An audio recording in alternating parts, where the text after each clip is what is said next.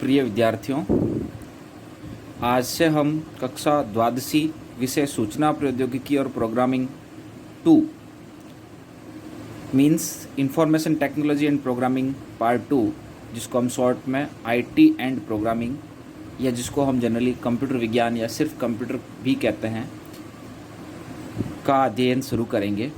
विद्यार्थियों, कक्षा 12वीं का आपका पाठ्यक्रम इस बार बदला नहीं है। पिछली बार वाला समान पाठ्यक्रम ही इस बार बोर्ड की तरफ से रखा गया है, जिसकी बाज़ार में बुक आसानी से आपको उपलब्ध हो जाएगी। आप ये वाली बुक बाज़ार से परचेज कर सकते हैं। राजस्थान बोर्ड की ऑथेंटिक बुक है। और सबसे पहले मैं आपको पाठ्यक्रम के बारे में बता देता हूँ। आपका ये कंप्यूटर का कक्षा 12वीं का जो पाठ्यक्रम है, ये किस प्रकार से कितना है। तो देखिए, आपका ये पाठ्यक्रम जो है 3 पार्ट में 3 यूनिट में डिवाइडेड है। मतलब 12th क्लास में ओनली 3 यूनिट्स ही है। ये 3 यूनिट्स टोटल 15 चैप्टर्स 15 चैप्टर्स में डिवाइडेड है। तो पहली यूनिट है, उसका नाम है data structure through C language. मतलब सी लैंग्वेज का उपयोग से डाटा स्ट्रक्चर, जिसमें पहले 5 चैप्टर्स आ जाते हैं। यूनिट फर्स्ट, ये पूरा इसका सिलेबस लिखा गया है। दूसरा यूनिट सेकंड जो है वो है object oriented programming C++ language.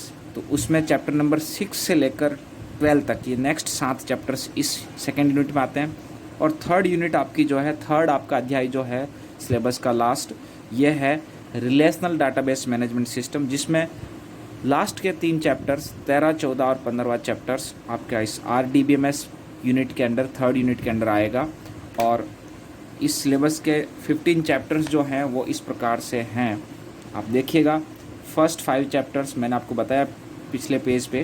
First 5 chapters जो हैं वो फर्स्ट यूनिट से रिलेटेड है, जिसका नाम है data structure through C language. C language का उपयोग करते हुए डाटा स्ट्रक्चर, फर्स्ट 5 चैप्टर्स, जिसमें डाटा स्ट्रक्चर का परिचय, एरे की सॉर्टिंग, स्टैक, क्यू और लिंक लिस्ट। आपने एरे पढ़ रखा है 11th क्लास में, यस। नेक्स्ट चैप्टर नंबर 6 से लेकर 12 तक सेकंड यूनिट का पार्ट है, या नेक्स्ट 7 चैप्टर्स जो हैं ये। तो उसमें आपने पिछले पेज पर देखा था, यूनिट का नाम था, सेकंड यूनिट का नाम जो था वो था object oriented programming with C++। तो इसमें C++ का इंट्रोडक्शन, फिर operator expression, control structure, C++ में फंक्शंस, क्लास और objects, constructor, destructor, operator, overloading और इनहेरिटेंस। इस प्रकार से आपके ये 7 चैप्टर्स C++ के थ्रू है। और उसके बाद के लास्ट के जो 3 चैप्टर्स हैं, चैप्टर नंबर 13, 14 और 15, ये आपका यूनिट थर्ड से रिलेटेड है, जिसका नाम था RDBMS, relational database management system. तो ये आपका 12वीं कक्षा का पूरा सिलेबस है। और इस सिलेबस में से आपको मैं ये बता दूं, 11th क्लास में आप लोगों ने जो 7 चैप्टर्स पढ़े थे, उनमें से काफ़ी यहाँ पर रिपीट हो रहे हैं। कौन कौन से रिपीट हो रहे हैं मैं आपको बता देता हूँ। यस, हाँ विद्यार्थियों, देखिए यहाँ पर 11th क्लास में आप लोगों ने 7 चैप्टर्स पढ़े थे, जिसमें से पहला चैप्टर था introduction to C language, then programming in C language. ये देखिएगा, सी लैंग्वेज को आपने अच्छे से 11th क्लास में पढ़ा था। तो ये पहले 2 चैप्टर्स, जिसमें आपने एरे और स्ट्रक्चर तक का 11th क्लास में पढ़ लिया था, एरे वापस 12th में रिपीट हो रहा है। तो ये देखिए, आपके वापस दोनों चैप्टर्स काम आ रहे हैं। थर्ड चैप्टर आपका 11th क्लास में था ऑब्जेक्ट ओरिएंटेड प्रोग्रामिंग, जिसको अपन शॉर्ट में उप्स बोलते हैं। उसका इंट्रोडक्शन ही था वहाँ पर। अब यहाँ पर C++ लैंग्वेज आपको पढ़ाई जाएगी 12th क्लास में। तो ये भी चैप्टर थर्ड भी आपका वापस काम आ रहा है, फर्स्ट सेकंड भी काम आ रहा है। उसके बाद 4th चैप्टर कंप्यूटर नेटवर्किंग का था, जो थ्योरेटिकल था 11th क्लास में, अब आपके 12th में बिल्कुल वापस काम नहीं आएगा। और उसके बाद 5th चैप्टर XML का था, ये भी आपके 12th में वापस काम नहीं आएगा। Database management chapter number 6 DBMS, जिसमें आपने SQL पढ़ा था, तो इसका थोड़ा एडवांस डिटेल आपको मिलेगा लास्ट यूनिट 12th क्लास की थर्ड यूनिट, जिसमें चैप्टर नंबर 13, 14, 15 जो हैं RDBMS उस यूनिट को कहा गया है, और 11th में DBMS था। तो ये चैप्टर फिर आपका 6th काम आएगा 11th क्लास वाला। और उसके बाद 11th में आपका जो 7th चैप्टर था PHP, वो भी यहाँ पर आपके 12th में वापस कुछ उसका यूज़ नहीं है। तो PHP आपके वापस काम नहीं आ रहा, XML वापस काम में नहीं आ रहा, और कंप्यूटर नेटवर्किंग भी आपके काम नहीं आ रहा। ये 7 में से 3 चैप्टर तो आपके काम ही नहीं आ रहे हैं। आपने जैसे जितने अच्छे पढ़े थे, ठीक है, नॉलेज के लिए, बट आपके 12th में उनका कोई वापस यूज़ नहीं है। और ये बचे हुए 4 चैप्टर्स जो C और C++ और DBMS से रिलेटेड हैं, ये आपके 12th में काम आएंगे। हाँ विद्यार्थियों, देखिए, तो मैंने आपको बताया 12th क्लास का आपका जो पाठ्यक्रम है वो 3 यूनिट्स 3 चैप्टर्स 3 यूनिट्स मतलब 3 मेजर पार्ट्स में डिवाइडेड है। तो पहला data structure through C language, first 5 chapters, ये यूनिट आपकी 20 मार्क्स की है। कितने मार्क्स की है? 20 मार्क्स की। सेकेंड यूनिट जो आपकी है जिसमें C++ सेक्शन आ जाता है, object oriented programming means oops through C++, ये आपका 16 मार्क्स का है, ओनली 16 नंबर का है। और थर्ड यूनिट जो RDBMS relational database management system, जिसमें लास्ट का 3 चैप्टर्स हैं, तो ये फिर से आपका 20 मार्क्स का है। और इन तीनों यूनिट्स का जब आप सम करेंगे तो टोटल यहाँ पर 56 इसका टोटल आता है। आपका 12th क्लास का बोर्ड पेपर जो है 56 मार्क्स का 56 नंबर का ही होता है, जैसा कि आपको पता होना चाहिए। और इसके साथ आपका सत्रांक के रूप में 14 नंबर में से आपके विद्यालय में से साल भर की जो शैक्षणिक गतिविधियाँ होती है उसके अनुसार भेजे जाते हैं। तो 56 + 14 70 नंबर थियोरटिकल के बनते हैं, और 30 नंबर का आपका बोर्ड का प्रैक्टिकल एग्ज़ाम होगा फेब में, तो वो हो जाता है 70 + 30, इस प्रकार से 100 नंबर हो जाता है। अब मैं शुरू करता हूँ यहाँ पर आपका पहली यूनिट का पहला चैप्टर, डाटा स्ट्रक्चर का परिचय। आज हम डाटा स्ट्रक्चर का परिचय, ये पहला चैप्टर शुरू कर रहे हैं। हाँ विद्यार्थियों, हम यहाँ पर आज शुरुआत कर रहे हैं unit first, data structure through C language. C language आपने पढ़ रखा है 11th क्लास में, उसमें डाटा स्ट्रक्चर भी पढ़ रखा है, क्योंकि आपने एरे पढ़ा, वो डाटा स्ट्रक्चर का पार्ट था। Data structure through C language, इस फर्स्ट यूनिट को स्टार्ट कर रहे हैं। ये फर्स्ट यूनिट फर्स्ट 5 चैप्टर्स की है ना। तो हम सबसे पहला चैप्टर आज स्टार्ट कर रहे हैं, जिसका नाम है डाटा स्ट्रक्चर का परिचय, इंट्रोडक्शन टू डाटा स्ट्रक्चर। ये बिल्कुल छोटा सा चैप्टर है, सिंपल सा चैप्टर है, थियोरटिकल चैप्टर है, इसमें कोई प्रोग्राम प्रैक्टिकल नहीं है, खाली इसमें परिचय और थियोरटिकल आपको समझाया गया है कि डाटा क्या होता है, डाटा स्ट्रक्चर क्या होता है, इसका यूज़ क्या है, और ये किस किस टाइप का होता है, डाटा स्ट्रक्चर पर कौन कौन से ऑपरेशंस परफॉर्म किए जाते हैं। देखिए, सबसे पहले मैं आपको बुक में बता देता हूँ कि चैप्टर क्या है, कितना सा है। ये आपका चैप्टर यहाँ से इस प्रकार से स्टार्ट होता है। पहला पेज जिसमें इंट्रोडक्शन पैराग्राफ है, उसके बाद डाटा स्ट्रक्चर को वर्गीकृत किया गया है, फिर इस वर्गीकरण को ही आगे एक्सप्लेन किया गया है। ये आपका इसका दूसरा पेज आएगा, इसको आप अच्छे से पोज करके पढ़ना भी, इसलिए आपको ये दिखाया जा रहा है। और उसके बाद दूसरे पेज के बाद जो तीसरा पेज जो है 2.5 पेज में ये चैप्टर पूरा हो रहा है, ये आपका इसका थर्ड पेज है। ये आपका इसके बाद महत्वपूर्ण बिंदु आ गए हैं तीसरे पेज पे। इस प्रकार से आपका ये पहला चैप्टर है, और ये आपके इसके क्वेश्चन आंसर हैं, डाटा स्ट्रक्चर के क्वेश्चन आंसर। और उसके बाद ये नेक्स्ट बचे हुए क्वेश्चन आंसर ये आपको दिखाई दे रहे हैं। चलिए अब इसकी शुरुआत करते हैं। यस, सबसे पहले डाटा स्ट्रक्चर का परिचय। तो यहाँ पर सबसे पहला क्वेश्चन ये समझना ज़रूरी हो जाता है कि डाटा स्ट्रक्चर है क्या। डाटा स्ट्रक्चर एक प्रकार का डाटा को एकत्रित करने, आयोजित करने तथा भंडारण करने का तरीका है, जिससे कि हम डाटा पर ऑपरेशंस को प्रभावी तरीके से कर सकें। वापस से सुनना मेरी बात ध्यान से। डाटा स्ट्रक्चर क्या है? डाटा स्ट्रक्चर डाटा को एकत्रित करने, आयोजित करने मतलब व्यवस्थित करने तथा भंडारण करने का एक तरीका है, जिससे कि हम डाटा पर प्रक्रियाओं को, ऑपरेशंस को प्रभावी तरीके से संपन्न कर सकें। ये हो गया डाटा स्ट्रक्चर का परिचय। दूसरा, डाटा स्ट्रक्चर का उपयोग क्या है? डाटा स्ट्रक्चर का उपयोग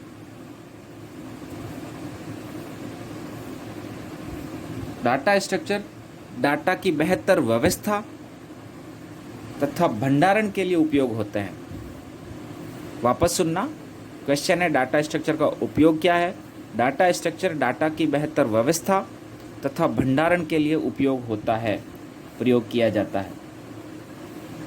तीसरा एक पॉइंट और भी आप ध्यान में रखिए, डाटा स्ट्रक्चर क्या प्रदर्शित करता है?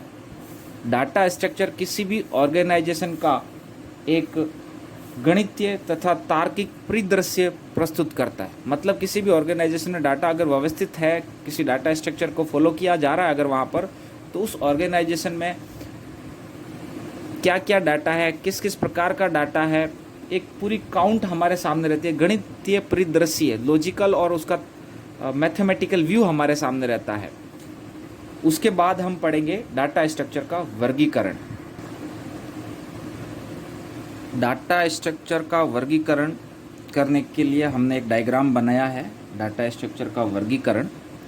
डाटा स्ट्रक्चर मुख्य रूप से दो भागों में वर्गीकृत किया जाता है, simple data structure, compound data structure. Simple को हम सरल डाटा स्ट्रक्चर बोलते हैं, कंपाउंड को हम यौगिक बोलते हैं। सिंपल डाटा स्ट्रक्चर ऐसा डाटा स्ट्रक्चर होता है जो प्रिमिटिव डाटा टाइप्स से बनाया जाता है। प्रिमिटिव डाटा टाइप्स मतलब जैसे इंटीजर, फ्लोट, कैरेक्टर्स। आपने प्राइमरी डाटा टाइप्स पढ़ा है ना 11th क्लास में सी लैंग्वेज में। तो जो प्राइमरी डाटा टाइप्स या प्रिमिटिव डाटा टाइप्स से बनाया जाता है, ऐसे डाटा स्ट्रक्चर को सिंपल डाटा स्ट्रक्चर कहा जाता है। और इसके दो उदाहरण हैं, एरे और structure. Array set of similar types of values, homogeneous elements का सेट, जिसको एरे कहते हैं। आपने 11th क्लास में अच्छे से पढ़ा है एरे। और दूसरा है सिंपल डाटा स्ट्रक्चर का उदाहरण, वो है स्ट्रक्चर। ये भी आपने 11th क्लास में पढ़ा है। ये वहाँ पर 11th क्लास में यूज़र डिफाइंड डाटा टाइप्स के अंडर में आता था। आप पहले स्ट्रक्चर को डिफाइन करते थे स्ट्रक्ट कीवर्ड यूज़ करके, और फिर स्ट्रक्चर वेरिएबल लेते थे, तो वही स्ट्रक्चर है ये। ठीक है, तो सिंपल डाटा स्ट्रक्चर जो प्रिमिटिव डाटा टाइप से बनते हैं, एरे और स्ट्रक्चर। दूसरा है कंपाउंड डाटा स्ट्रक्चर, जिसको यौगिक या जटिल डाटा स्ट्रक्चर भी बोल सकते हैं। कंपाउंड डाटा स्ट्रक्चर जो है वो अगेन 2 पार्ट्स में डिवाइडेड है, 2 भागों में वर्गीकृत है। पहला है लीनियर, जिसको रेखीय डाटा स्ट्रक्चर, और दूसरा है नॉन लीनियर, जिसको गैर रेखीय डाटा स्ट्रक्चर कहा जाता है। ध्यान से समझना, लीनियर डाटा स्ट्रक्चर वो डाटा स्ट्रक्चर होते हैं जो एक किसी सीक्वेंस को फॉलो करते हैं, तथा सिंगल लेवल के डाटा स्ट्रक्चर होते हैं, एकल स्तर के होते हैं, सिंगल लेवल के होते हैं और एक क्रम को फॉलो करते हैं। नॉन लीनियर डाटा स्ट्रक्चर वो डाटा स्ट्रक्चर होते हैं जो किसी क्रम को फॉलो नहीं करते हैं और बहुस्तरीय मल्टी लेवल डाटा स्ट्रक्चर होते हैं। इसीलिए इसका नाम लीनियर और नॉन लीनियर है। ये लीनियर और नॉन लीनियर किस में आते हैं? कंपाउंड डाटा स्ट्रक्चर में आते हैं। मैंने अभी आपको कंपाउंड के बारे में नहीं बताया, कंपाउंड का बता देता हूँ। कंपाउंड डाटा स्ट्रक्चर जो है वो सिंपल डाटा स्ट्रक्चर को विभिन्न तरीकों से संयोजित करके बनाया जाता है। कंपाउंड डाटा स्ट्रक्चर कैसे बनता है? सिंपल डाटा स्ट्रक्चर को विभिन्न प्रकार से संयोजित करके, कंबाइन करके बनाया जाता है, वो होता है कंपाउंड। और इसमें 2 कैटेगरी के बारे में मैंने आपको बताया, लीनियर और non linear. Yes, linear data structure ये महत्वपूर्ण है क्योंकि यही आपके पाठ्यक्रम में है। लीनियर डाटा स्ट्रक्चर आपके 12th के पाठ्यक्रम में है। लीनियर डाटा स्ट्रक्चर के एग्जाम्पल्स हैं कौन कौन से? लीनियर डाटा स्ट्रक्चर में आता है स्टैक, क्यू, लिंक्ड लिस्ट। ये लीनियर डाटा स्ट्रक्चर का एग्जाम्पल्स हैं। ये 3 चैप्टर्स हैं आपके। आपका फर्स्ट यूनिट का 5वां चैप्टर जो है लिंक लिस्ट का है, और जो आपका 4था चैप्टर जो है स्टैक और क्यू का है, और आपका जो 3rd चैप्टर है वो एरे से रिलेटेड है, एरे की सॉर्टिंग, एरे के एलिमेंट्स को असेंडिंग डिसेंडिंग ऑर्डर में अरेंज करना। उनके 5 मेथड होते हैं, तो वही पूरा चैप्टर नंबर 3rd आपका एरे सॉर्टिंग का है। और चैप्टर नंबर 2 जो है वो पूरा एरे से रिलेटेड है, और चैप्टर नंबर 1 डाटा स्ट्रक्चर का परिचय थियोरटिकल है। ठीक है, तो लीनियर डाटा स्ट्रक्चर में ये 3 चीज़ें एग्जाम्पल है, stack, Q and link list. और नॉन लीनियर डाटा स्ट्रक्चर आपका जिसके एग्जाम्पल्स हैं ट्री एंड ग्राफ। ये आपके सिलेबस में नहीं है।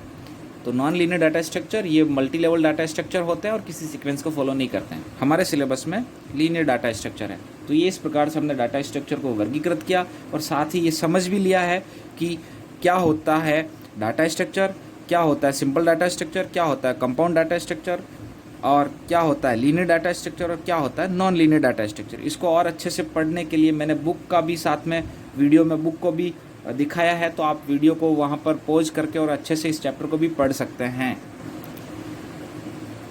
ठीक है विद्यार्थियों, अगले क्रम में हम डाटा स्ट्रक्चर के वर्गीकरण के बाद इसी चैप्टर का नेक्स्ट टॉपिक है जो है data structure operations. Data structure operations, operations on data structure, कैसे भी इसको बोल सकते हैं, डाटा स्ट्रक्चर पर ऑपरेशंस, डाटा स्ट्रक्चर पर ऑपरेशंस।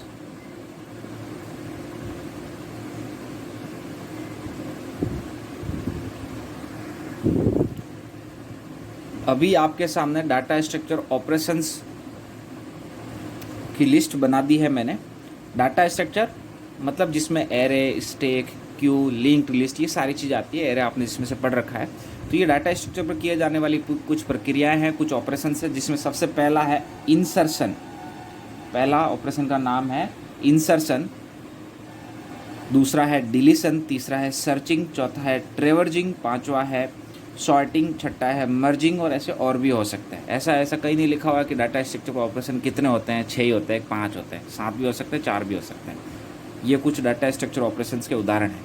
सबसे पहला इंसर्शन, किसी डाटा स्ट्रक्चर में नए एलिमेंट को, नए डाटा को ऐड करना, इंसर्ट करना, इंसर्शन कहलाता है।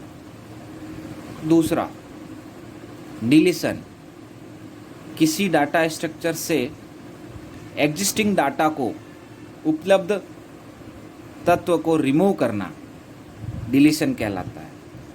किसी डाटा स्ट्रक्चर में निर्दिष्ट वैल्यू को, दी गई वैल्यू को सर्च करना, सर्चिंग कहलाता है।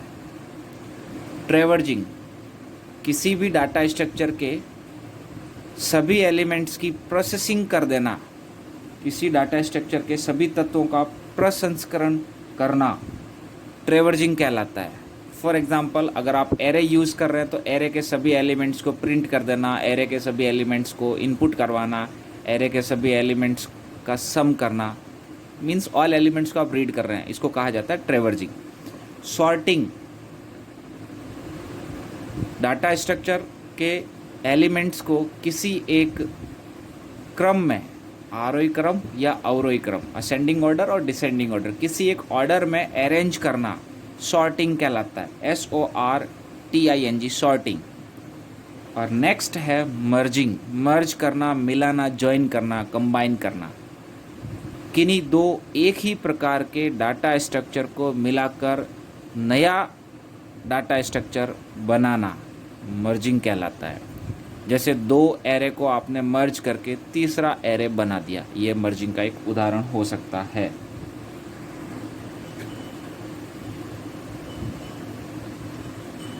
डाटा स्ट्रक्चर ऑपरेशंस: इंसर्शन, एक नए डाटा को इंसर्ट करना, डिलीशन, एक डाटा को डाटा स्ट्रक्चर से हटाना, सर्चिंग, निर्दिष्ट डाटा को खोजना, दी गई वैल्यू को सर्च करना, ट्रेवर्जिंग, डाटा स्ट्रक्चर के सभी तत्वों का प्रसंस्करण मतलब प्रोसेसिंग करना, सॉर्टिंग, एक ही क्रम में व्यवस्थित करना, एक क्रम में व्यवस्थित करना, चाहे असेंडिंग हो डिसेंडिंग, मर्जिंग, 2 एक ही प्रकार के डाटा स्ट्रक्चर को संयोजन कर नया डाटा स्ट्रक्चर बनाना।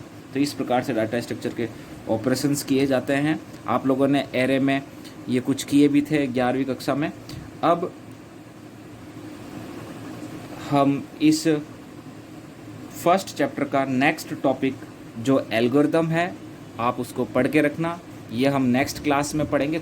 थोड़ा सा इस चैप्टर का पोर्शन बचा हुआ है, तो नेक्स्ट क्लास में ये चैप्टर भी अपना पूरा हो जाएगा। हम क्वेश्चन आंसर भी कर लेंगे और बचा हुआ एल्गोरिदम वाला पार्ट जो है वो हम पूरा पढ़ेंगे।